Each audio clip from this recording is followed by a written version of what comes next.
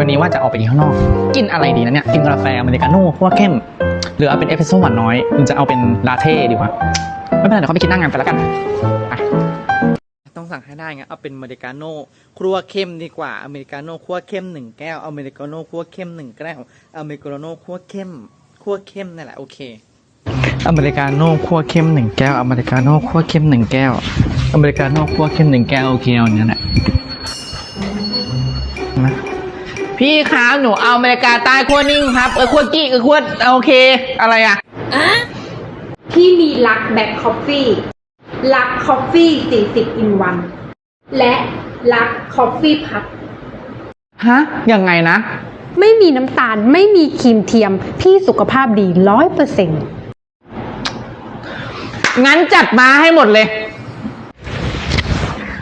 อเมริกาโน่หรืออเมริกาใต้ก็ได้มาหมดแล้ว